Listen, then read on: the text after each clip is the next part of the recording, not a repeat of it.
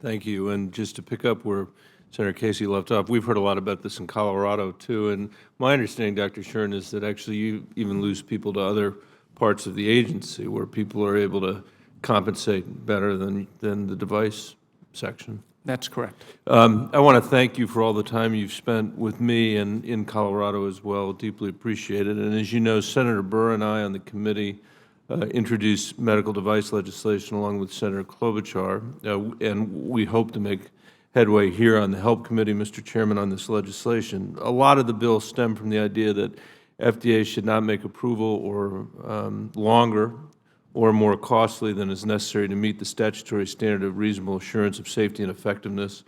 And I certainly think a pragmatic approach like this makes sense. And it seems that the FDA has acknowledged this need for pragmatism as well. I'm referring to the least burdensome guidance document from 1997, and you just raised that concept in the context of training. So I'd like to hear you a little bit more on this least burdensome concept. How important is it to the agency? Is it a priority for you? And in addition to the training that you just talked about, because I don't want you to have to repeat yourself, how can FDA better apply this concept? So it is important for me, and it's something that I personally am committed to. In fact, over the summer, I sent out a center-wide email reaffirming our commitment to the least burdensome principle. In fact, for folks who may be interested, that report I mentioned from about a month ago, and there's nothing new activities in here. It's encapsulating things we talked about beforehand. But what we put on our website is an attempt to link all the different actions together that we're taking, why we're taking them, and you'll see in there, in our top 3 objectives, one of them actually pertains to least burdensome principle, and along with it, even a chart that lays out everything we're doing. If we put something out, we actually provide the link to that information. If not, we give a time frame for when we think it's going to come out.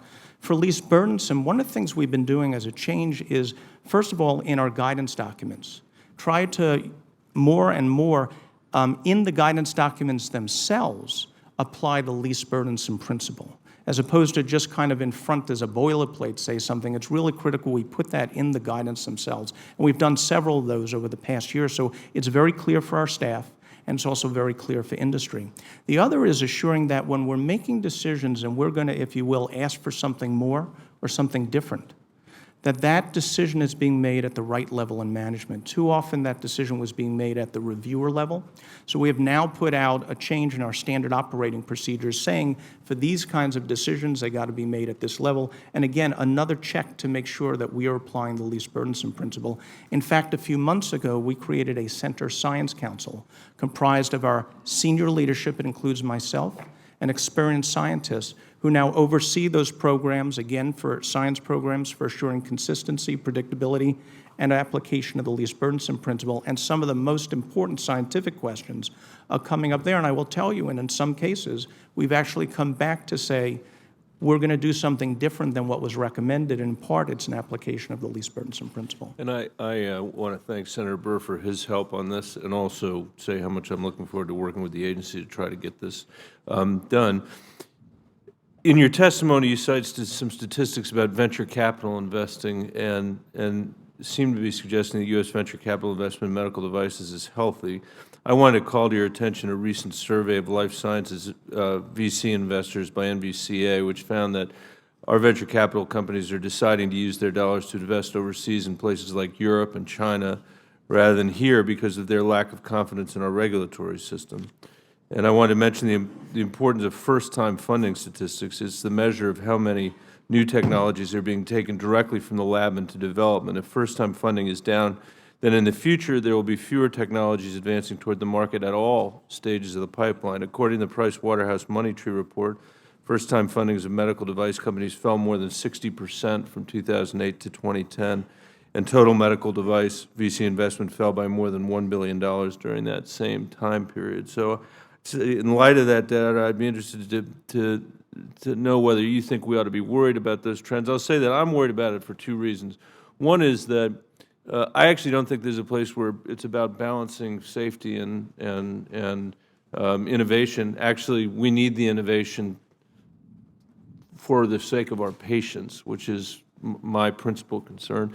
The other is in states all across the country, Minnesota's one, Colorado's one, we really see much of our economic future in the development of these innovations. And so that's why you're hearing from the two of us and others about this. And I want to make sure that we've got an ecosystem in this country where venture capital is being invested here and not going to Asia instead out of frustration. Do you want to respond to any of that? Yeah, I want to see the venture capital dollars flowing here in the U.S. as well. And I'll tell you, one of the things I heard from the VC community, and quite frankly, I've been spending a lot of time traveling around the country. Rather than expecting people come to D.C., I've been going out there, and I've been out to Colorado. And I can vouch for that, Mr. Minnesota many times, been to North Carolina.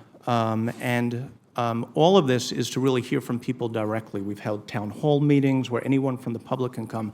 One of the things the venture capitalists have said is where they'd like to have the ability to start clinical trials in the U.S.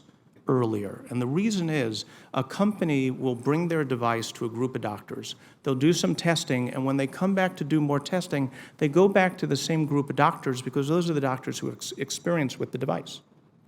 So these early tests, they're called early feasibility tests, are so important. And that's why just last week we put out new policy on these early feasibility, in some cases first-in-human studies, that would allow them to start in the U.S.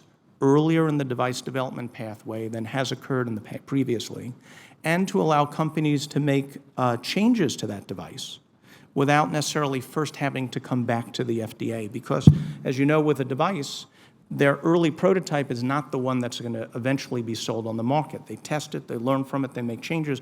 We're trying to create a more rapid innovation cycle here in the U.S. And we think if we do that, that becomes a greater incentive for the VC community to invest here, and I think good for small companies who are really putting up and developing these new technologies. Thank you, and thank you, Mr. Chairman, for your indulgence.